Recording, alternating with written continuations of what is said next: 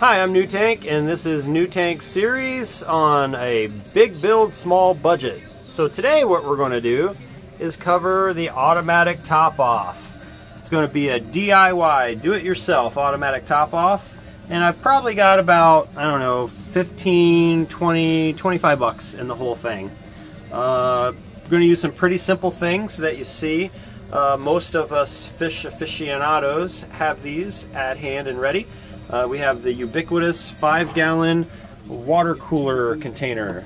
Each one of these holds 5 gallons, and usually what we would have done in the old days is kind of fill these up with fresh RODI water. It comes out of our 7-stage here. We working with a 5-micron pre-filter, goes down to a 1-micron pre, to a 3 in the series micron, 1-micron filter. And we go through our carbon blocks and our own RDI. So when the filtered water comes in here and goes out through this line, which will basically tie these two together and turn them into auto top offs, which will then gravity feed down here via this little hole that we drilled there, and we'll go down, fish its way around. Here's one of my sumps, and over here you will see when we open this cabinet up, here's the where it's going to land.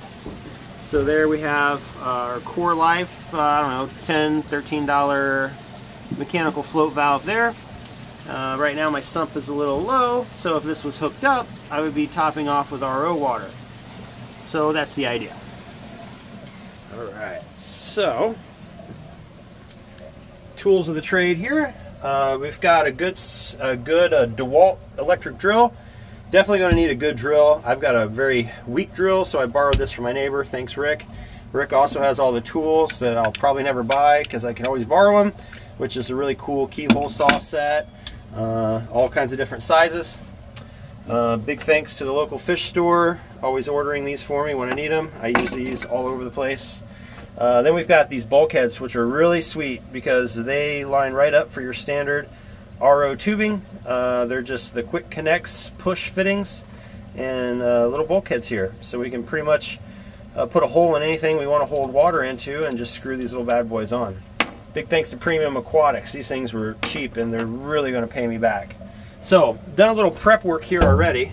Basically drilled my little hole here. The bulkhead will tap into the RODI and sit in here like this and gravity feed.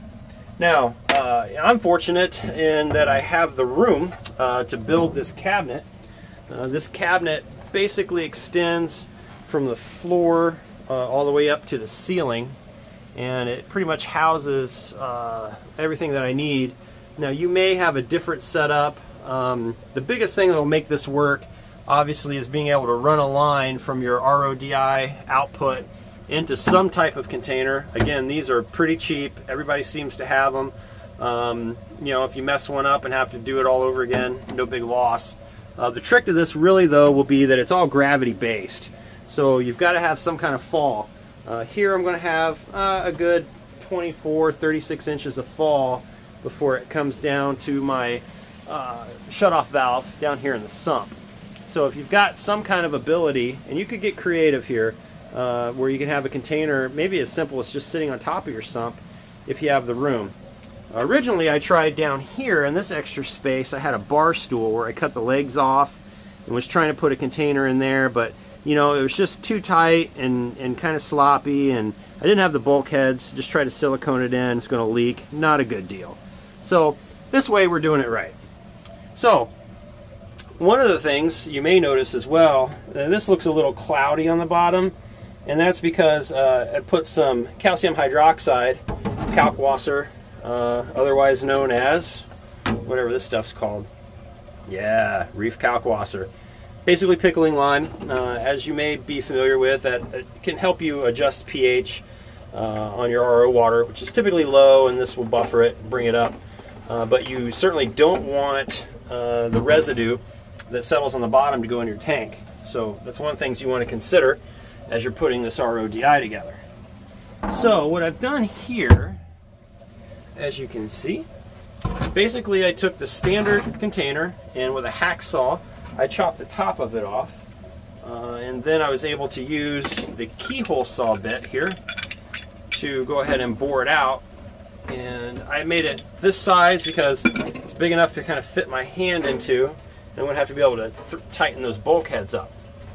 So as far as holes, you know, I've got a 265-gallon display tank with two 40-gallon sumps. So I'm figuring maybe 10 gallons, two of these together, would give me enough RO water to last a couple days and not have to worry about top off. So what I've done here is I've taken the appropriate size bit, just tapped a little hole in it, down here at the bottom, tapped another hole. Now this hole turned out kind of sloppy because I used a pilot hole that was much bigger than just a small drill bit. It was a keyhole saw, but ultimately it wasn't the right size, so I had to come back with this monstrosity here. Oh yeah, that's the sound of power. But unfortunately that was a little bit too much power and it kind of wallowed it out there a little bit. But I think that's going to be okay because I've got Loctite. That's right, Loctite clear silicone adhesive sealant. I've gone through tons of this stuff. It's good for everything. So I'm thinking a little Loctite in that joint, it'll be good as new. Alright, so this one's basically going to go here like this. And then we've got a second one here, which has corresponding hole. Again, not the prettiest hole you've ever seen, but I think it'll work okay. This lines up with that, as you can see. Gravity feed. So there you go. I may get fancy later and maybe cut out some acrylic little lids just to kind of keep the dust out. But for now, that's going to allow me to get in there and work. And so here we go. Put some parts in there.